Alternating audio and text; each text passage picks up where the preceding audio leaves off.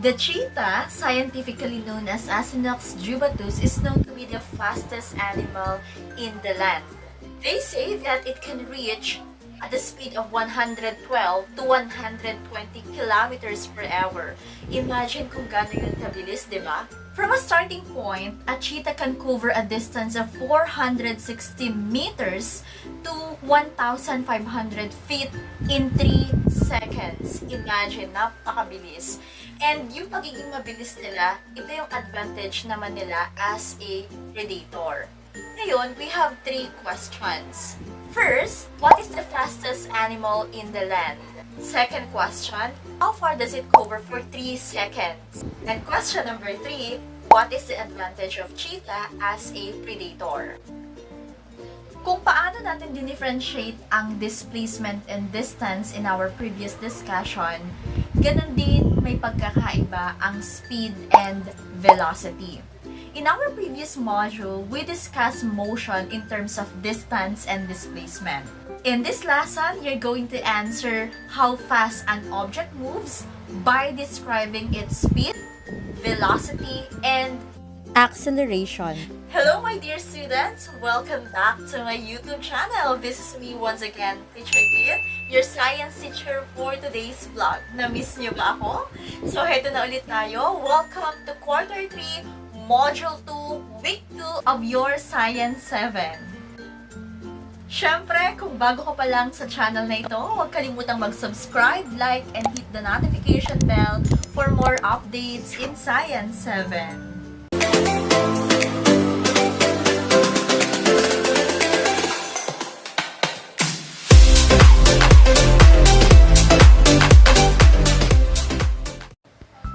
For today's lesson vlog, the most learning competency for this topic is to describe the motion of an object in terms of speed, velocity, and acceleration. And the lesson content for this vlog, this is motion in 1 dimension, and we're going to talk about the speed, the velocity, and acceleration.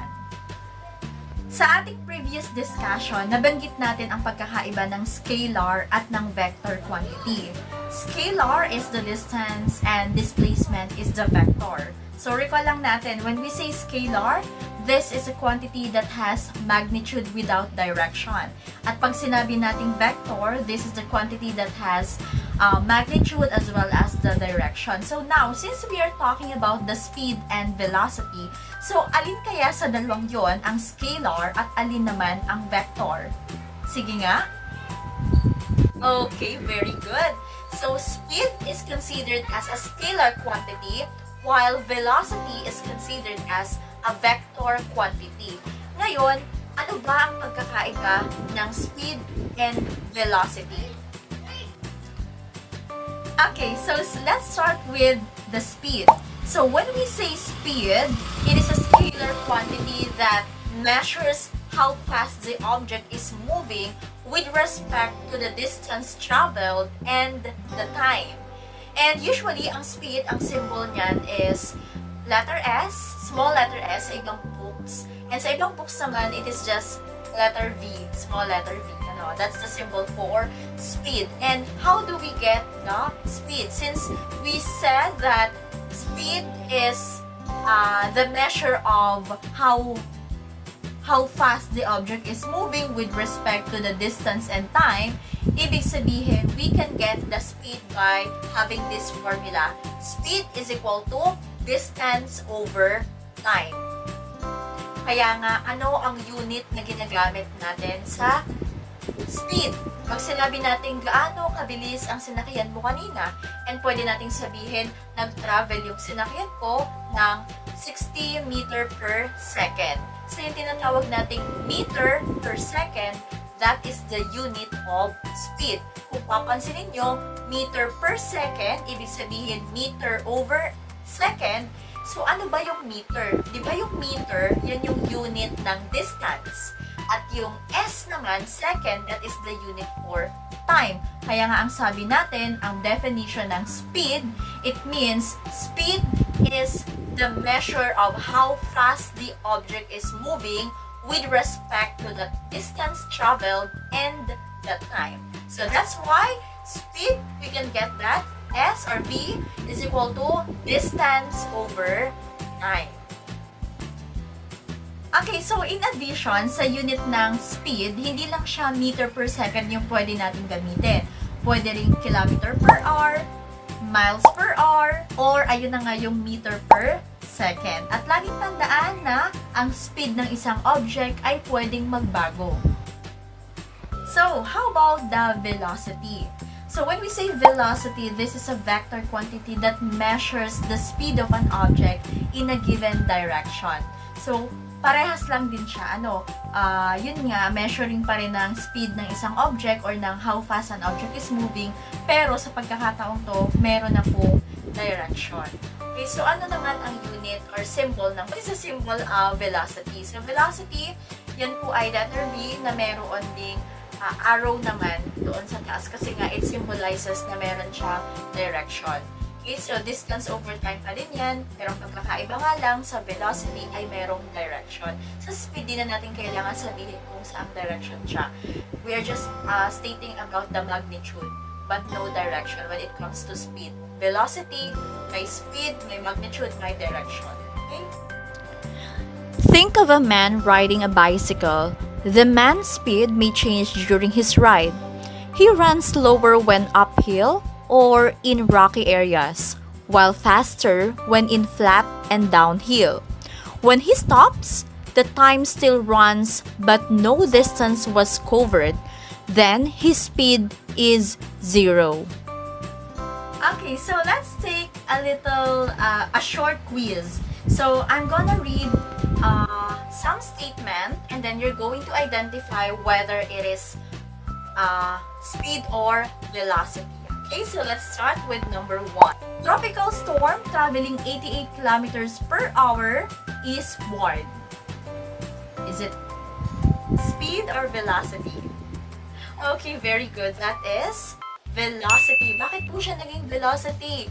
Because of the word eastward. So, hindi lang binanggit yung 88 kilometer per hour, pero binanggit din sa ang direction. So, yun lang yung tatandaan nyo between speed and velocity. Kapag may direction, that's automatically velocity. Pero kung walang direction, that is just a speed. Okay, let's take number 2. Jacob ran 10 meters in 10 seconds. Okay, very good. That is speed. So, let us have number 3. Okay, bakit speed? Kasi wala namang sinabing direction. Number 3, Jean moved the plate 50 centimeters to the right in 3 seconds. Okay, very good. That is velocity because of the word to the right. Okay, may direction na. Okay, so let us have number 4. Raphael swims 120 meters towards the shore in 60 seconds. Is it a speed or velocity? Okay, very good. That is velocity. Bakit velocity? Kasi merong direction towards the shore. So, binanggit dyan saan papunta si Raphael. Okay, so, di ba sabi natin, velocity laging may direction. Okay, last, number 5. A ship cruising 34 miles per hour. Okay, very obvious. That is speed because wala naman pong direction. Okay, very good. Para mas lalo pa nating mas maintindihan ang pagkakaiba ng speed and velocity, so I will give you some sample problems that involves speed and velocity at magkakaroon din tayo ng konting computation about this. So, panoorin hanggang dulo. Okay, let us have sample number 1. A car is moving at uniform speed of 30 miles north in 0.5 hour. So, what is the speed of the car? Okay. So, ang ating given? So, isulat natin ang given. So, what is 30 miles? So, 30 miles, we are talking about the distance. So, this is 30 miles. So, what is 0.05 hour? So, that is our time. Time is 0.5 hour. Okay, ngayon, ang ating required, which is yung hinahanap natin, is the speed. Okay? So, we are talking about the speed. What is our solution? Okay, ano ba yung equation natin? Sa pagkuha ng speed, so sabi nga natin, ang speed, okay, this is a scalar quantity that measures how fast the object is moving with respect to distance traveled over time. So, isasubstitute lang natin yung mga given natin. So, we have here 30 miles and then 0.5 hours. So, pag dinivide natin siya, 30 divided by 0.5 and that is 60. So, miles over hour, so that will be mph. So, yung mga nakikita nyong mph, so yan po ang ating tinatawag na miles per hour. So, ang sagot natin dito is 60 miles per hour. So, kung ang itinatanong naman class ay velocity. Okay. So, kung ang tinatanong dyan ay what is the velocity? So, ang ilalagay natin dito ay velocity is equal to 60 meter per hour. And then, lalagyan natin ng direction which is N or north. Saan ang galing yung north? Kasi, ang sabi dito ay speed of 30 miles north. So, ang speed and velocity, when it comes to the equation, parehas lang yan. Yan pa rin po ay distance over time. Distance traveled over time. Ang pagkakaiba nga lang, ang speed, wala siyang direction. Pero pag velocity ang tinatanong, dapat lalagyan nyo siya ng direction which is north. Okay, class. So, what if naman ang hinahanap ay speed? Ang hinahanap naman, let's say, for example, is distance and time. So, di ba ang ating symbol sa speed ay, it can be the V or velocity or the speed. So, we have distance over time. So, paano pag ang hinahanap ay distance, o kaya ang hinahanap naman natin is time. Ano na ang magiging equation natin dyan? So, pwede natin gamitin yung ating triangle method. Okay? So, sa triangle method, syempre, andito si speed or si velocity, and then distance and time. So, di ba dito, kapag hinahanap yung speed or velocity, distance divided by the time. Distance divided by the time. So, ngayon, kung hahanapin naman natin ay si distance, so distance is equivalent to speed or velocity times time. So, siya ay magiging ganito naman ang equation natin. Or, distance is equivalent to velocity or speed times time. So, kung hinahanap naman natin ay time, so, ito naman, distance divided by the speed or the velocity. So, distance over V.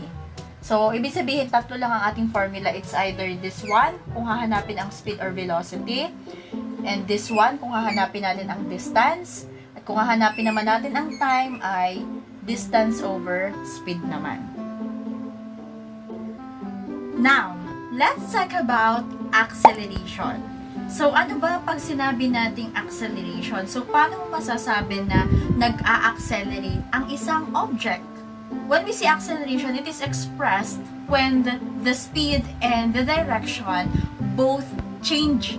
Okay? So, pag nagbago parehas yan, masasabi natin na mayroong acceleration. At pag sinabi nating acceleration, ito po ay nagkakaroon ng speed up.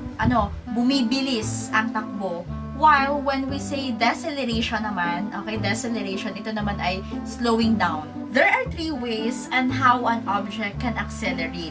Number one is the change in velocity.